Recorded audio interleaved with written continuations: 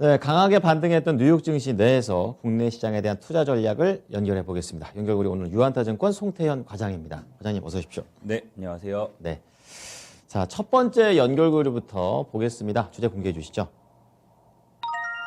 네, 호실적하면 마이크론 테크놀로지가 아닌가 이런 생각이 드는데 급등을 했습니다. 어제 또 시간 외 때부터 이미 좀 예고가 돼 있었던 부분이죠. 네, 말씀하신 것처럼 사실 오늘 반영이 처음으로 되는 건 아니에요. 우리나라 시장에. 어제 시간에서 이미 반영을 했고 그에 따라서 국내 시장에도 반영이 많이 됐습니다만 네.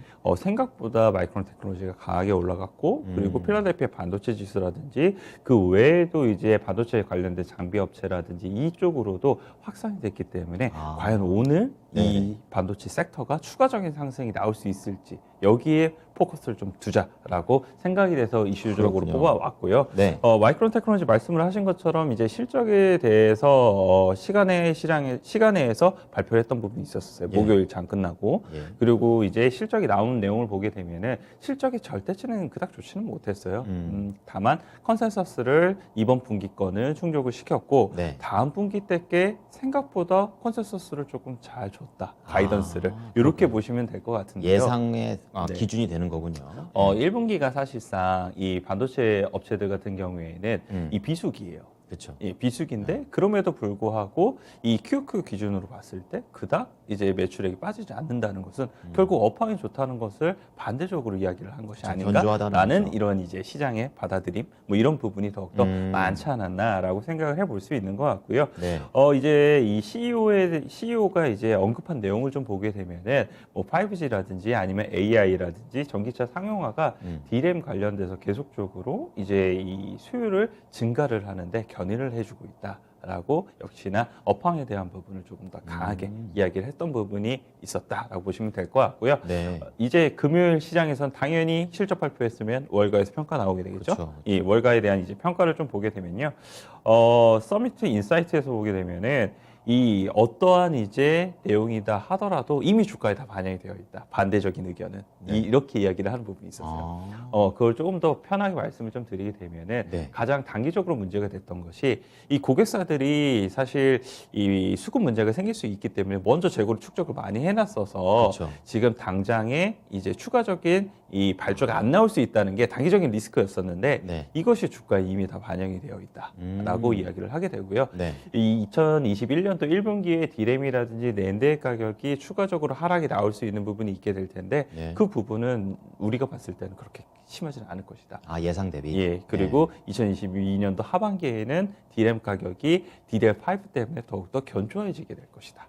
전망이 좋네요. 이제 서미트 인사이트에서 이제 이야기를 했던 부분이었었고요. 네. 골드만삭스에서는 이제 이 메모리 수요 개선에 대한 부분을 이야기를 하게 돼요. 그래요. 뭐 서버 시장은 계속적으로 좋았는데 이 PC 관련된 부분에 대해서 수요가 조금 애매했던 부분이 있었어요. 네. 그런데 이제 이 HP라든지 아니면 델에서 실적 발표를 하고 가이던스를 제시를 했는데 거기서 잘 나왔잖아요. 그 PC들이 수요가 견조했죠. 네, 예상외로 견조를 하게 되면서 계속적으로 그런 PC 쪽에서도 수요가 좋겠구나. 한 지금 반도체 업황에서 이 PC 쪽에 대한 MS가 한 10%가 좀 넘어가게 되거든요. 뭐 그렇게 크지는 않기는 하지만 그래도 견조하게 되는 흐름이 나오고 있고 서버 시장 강하고 그리고 스마트폰도 조금씩은 회복이 되는 그림이니까 전반적으로 이제 수요가 좋아질 수 있다라고 얘기를 하고 있고요.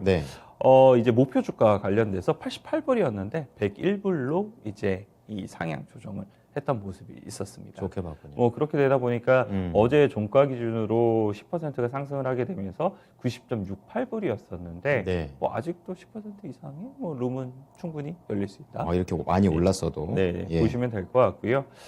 이제 국내 증권사들도 사실 봅니까? 어제 엄청나게 이야기가 많았었어요. 그랬죠. 네, 하나금융투자에서는 사실 매출액 총 이익률 관련돼서 다음 분기에도 상당히 잘 나오게 되는 것에 주목을 했던 부분이 있었어요.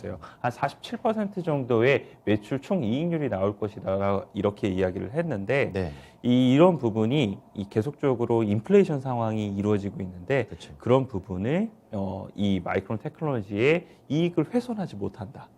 이렇게 이제 이 설명을 하시더라고요. 그래서 강점이네요. 이런 부분을 좀 좋게 봤던 부분이 있었다라고 보시면 될 것 같고요. 그리고 아까도 말씀드렸지만 비수기임에도 불구하고 매출 감소율이 제한적이다. 네. 이 부분은 상당히 좋게 긍정적으로 평가가 나왔던 부분이 있었습니다. 음. 그리고 반대로 하나 더 이베스트 투자증권에서는 계속적으로 조금 약간 보수적으로 이야기를 했던 부분이 그런 것도 있었었는데요. 있군요. 예, 그 보수적으로 이야기를 했던 것에 대해서 업황에 대한 부분을 다시 한번 더 고심을 하게 만들게 되는 이제 중요한 포인트 중에 하나였다라고 이야기가 나오게 되고요.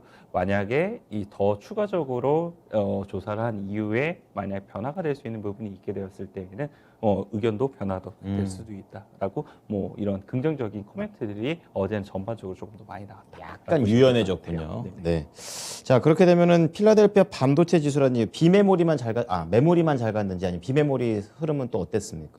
어제 보게 되면은 필라델피아 반도체 지수 자체가 많이 올랐어요. 네. 어제 3% 넘게 이제 상승세가 나오게 되면서 말씀을 하신 것처럼 이 비메모리 쪽에서도 뭐 대표적으로 이야기를 할 수 있는 게 뭐 AMD라든지 그렇죠. 아니면 엔비디아 같은 경우에도 뭐 적게는 4% 후반에서 6%가 넘게 이제 강했죠. 상승세가 나오게 되고요. 예. 그 외에도 이제 보게 되면 반도체 장비에서 어플라이 머티리얼즈 같은 경우에도 한 4% 정도의 상승, 그리고 ASML 같은 경우에도 4%, 그리고 KLA 같은 경우에도 한 6% 정도 상승세가 나오게 되면서 네. 전반적으로 반도체 쪽이 뭐 약한 쪽이 없었어요. 뭐 가장 약했던 종목을 말씀을 드리게 되면은 이제 브루드컴이었었는데 브루드컴 같은 경우에는 사실상 그 전에 다른 반도체 종목들이 조정받을 때 하나도 안 받고 맞아요. 시고가 올라갔었어요. 갱신했었거든요. 예. 뭐 그런 부분에서 약간 쉬어간 것이 아닌가 이렇게 생각해 볼 수 있는 것 같습니다. 그러니까 악재는 아니었다.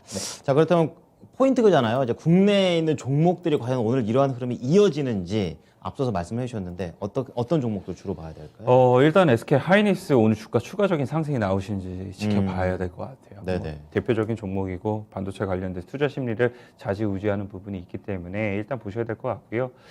관련돼서 지금 기관들이 어제 부랴부랴 반도체 섹터를 담았던 것 같아요. 왜냐면은 지수를 오버퍼폼을 해야 되기 때문에 그렇군요. 그런 부분에서 부랴부랴 담았던 부분이 생기게 됐고 그에 따라서 이제 반도체 관련된 종목들이 이제 급등이 나왔던 부분이 있었었는데 오늘 이런 것이 추가적으로 나올지 여부는 SK 하이닉스를 좀 보시면서 판단하셔야 되지 그게 않을까라고 생각을 하고 있고요. 네. 제가 그리고 아까도 말씀을 드렸지만 반도체 장비 관련돼서 말씀드렸잖아요. 2022년도에도 반도체 장비 관련돼서도 월가에서도 상당히 강한 전망이 많이 나오고 있습니다. 네. 그렇게 됐을 경우에는 결국은 투자 사이클이 진입이 될 수 있다는 것을 의미를 하게 될 거고 국내에서도 반도체 장비 업체들 관련돼서 지금 주가가 다시 한번 또 막 움직이기 시작을 하고 있는데 네네. 국산화 관련돼서 요즘 주가가 가장 크게 튀어오르고 있는 게 동진세미킴이고 네. 그 외에도 보게 되면은 이제 이런 아까 말씀드린 KLA라든지 아니면은 어플라이 머티리얼즈하고 경쟁 관계가 있는 기업들이 있습니다. 네. 그게 뭐 대표적으로는 뭐 오로스 테크놀로지라든지 아니면 넥스틴이라든지 이런 기업들이 있는데 이런 쪽으로도 분명 국산화에 대한 부분이 더욱더 이 강화가 되게 될 그럴 수 거고 있겠네요. 거기서 장비 발주가 나올 수 있는 그리고 장비 같은 경우에도 발주가 이미 시작이 되고 있다는 점 이런 점을 생각해 봤을 때 이런 기업들을 바닥에서부터 지금 가져가시기 매우 좋을 수 있다라고 말씀드릴 수 있을 것 같고요. 반도체 장비 업체들 같은 경우에는 실적이 없을 때 사셔서 실적이 좋아질 때 파시는 이거를 꼭 생각을 하셨으면 좋을 것 같습니다. 그렇군요. 타이밍을 조금 더 빨리 잡아봐야겠습니다. 자, 두 번째 연결고리 체크해 보겠습니다. 주제 공개해 주시죠. 천연가스, 이제 유럽의 천연가스 가격이 또다시 사상 최고치. 이제 이게 어제 국내 시장에도 관련된 종목들이 올라가게 됐던 배경이 됐는데 어떤 부분으로 봐야 될까요? 네, 말씀하신 것처럼 어제 이 부분도 반영이 되기는 했어요. 일부. 네. 아침에 강하게 올라갔었다가 그리고 윗꼬리를 좀 길게 달고 내려오게 그쵸. 되는. 네. 그런데 어제 보게 되면은 사실 천연가스 가격이 한 8% 올라갔을 때 이 정도 반응을 했거든요. 근데 오늘 19% 올랐어요. 유럽에서. 훨씬 더 많이 올라가네요. 네, 그런 부분이 있습니다. 그래서 일단은 우리가 많이 보고 있는 천연가스 가격은 사실상 미국 거를 많이 보고 있어서 미국 거는 사실 그렇게 오름이 없거든요. 지금 한 3.8불 정도 하고 있거든요.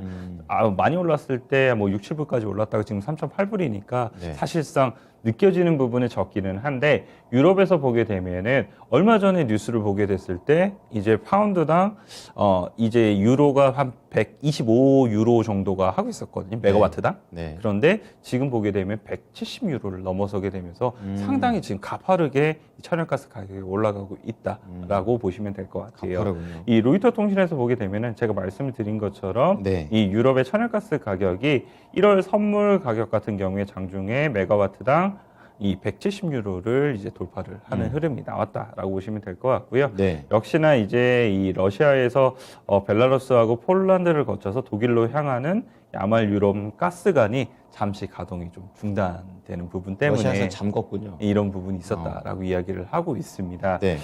지금 야말 유럽 가스관 운영사인 이제 러시아 국영에너지 기업 가스프롬 같은 경우에는 네. 차기 수송 물량 관련돼서도 지금 수출 예약을 하지 않은 상태이다. 얘기가 없어요. 네, 라고 이야기를 하고 있고요. EU에서는 러시아가 이제 에너지 관련돼서 이것을 무기화하고 있는 것이 그쵸, 끊어버린 거니까. 아니냐라고 이야기가 하는 부분이 많습니다. 네. 러시아 측에서는 당연히 이건 정치적으로 사용 안 아니라고 한다라고 하겠죠. 이야기를 하고 있기는 하지만 지금 보게 되면은 사실상 이제 이 러시아에서 독일로 이제 가게 된 노드스트림 2를 사실상 이제 승인을 하게 되고 네. 공급을 하려고 하고 있었었는데 독일 정부가 지금 변화가 있잖아요. 그렇죠. 앵겔라 메르켈 총리가 물러서게 바뀌었죠. 됐고 이제 녹색당이 들어오게 되면서 네. 천연가스 관련돼서 이 노드스트림 2에 대한 승인을 하지 않겠다는 게 주된 공약 공언이었었어요. 그래서 그렇군요. 내년 3월 달까지 이것을 승인하지 않겠다라고 이야기를 하게 되고 보류 상태로 미뤄버렸습니다. 그랬군요. 예, 그런 부분에 있어서 일부 이것을 바로 즉시 개통을 하기 위해서 러시아가 이런 무기화를 진행을 하는 것이 아니냐가 첫 번째로 이야기가 나오고 있고요. 두 번째 같은 경우에는 이제 러시아하고 우크라이나 관련돼서 이야기가 계속 네, 이 나오고 얘기 있는데 나오더라고요. 이제 우크라이나가 이제 북대서양 이 기구에 들어가려고 하고 있는데 그거 막는 러시아가 거라고. 이제 막으려고 하고 있잖아요. 그런 부분이 두 가지의 원인 때문에 지금 이렇게 지금 진행이 되고 있다라고 관측이 상당히 많이 나오고 있습니다. 네. 이렇게 이제 유럽 쪽에서 계속적으로 천연가스에 대한 가격이 올라가게 되면은 아시아 쪽으로도 이런 부분이 더욱더 늘어날 수 있다라고 이야기를 하고 있는데요. 그렇군요. 뭐 니온게 기자의 신문에서 보게 되면은 아시아 가격의 LNG 가격도 이런 네네. 부분에 있어서 충분히 더욱더 올라갈 수 있는 여지가 있다라고 이야기를 하고 있습니다. 네, 네. 뭐 그렇게 되면은 아무래도 어제 같은 경우에는 단발성으로 끝나기는 했지만 추가적으로 봐줘야 되는 부분 충분히 있지 않을까라고 생각을 해볼 수 있는 것 같고요. 네. 미국의 천연가스 가격하고도 연동될 가능성이 많으니까 그 부분도 한번 보셨으면 좋겠다라고 말씀드릴 수 있을 것 같습니다. 그럼 어제 그렇게 변동성을 좀 크게 보여줬었던 국내 종목들 중심으로 체크를 해보면 되는 건가요? 일단은 계속적으로 변동성은 생길 수 있을 것 같아요. 네네. 아까 말씀드렸지만 우리가 자주 보는 게 이 북미의 천연가스 가격이기 그렇죠. 때문에 그런 부분이 바로 예전처럼 강하게 올라가기보다는 이게 상승이 나왔다가 줄어들고 상승이 나왔다가 줄어들고 이러한 이제 변동성이 많은 부분이 생기지 않을까라고 생각을 해볼 수가 있는 것 같고요. 네. 어제 관련돼서 보니까 대성 에너지라든지 예. GSE라든지 이런 기업들이 주가가 움직였었는데 그랬죠. 추가적으로 오늘도 움직일 가능성은 충분히 있어 보이고요. 또 한 가지 생각을 해볼 수 있는 거는 원전 쪽 좀 생각을 해볼 수 있는 것 같아요. 네. 이 유럽에서 계속적으로 이 천연가스 가격이 올라갈 때마다 원전에 대한 니즈가 되게 많이 올라갔었거든요. 그렇죠. 그런 부분이 다시 한 번 더 이야기가 나올 수가 있게 될 거고 그렇게 되면 국내에서도 원전에서 관련된 뭐 일진 파워라든지 아니면 한전산업이라든지 이런 기업들 같은 경우에 추가적인 상승이 나올 수 있다. 이렇게 보시면 될 것 같습니다. 네, 천연가스는 그들만의 문제가 아니라 국내까지도 좀 연결이 되는 것 같습니다. 이번 내용도 잘 참고하겠습니다. 고생하셨습니다. 네, 감사합니다.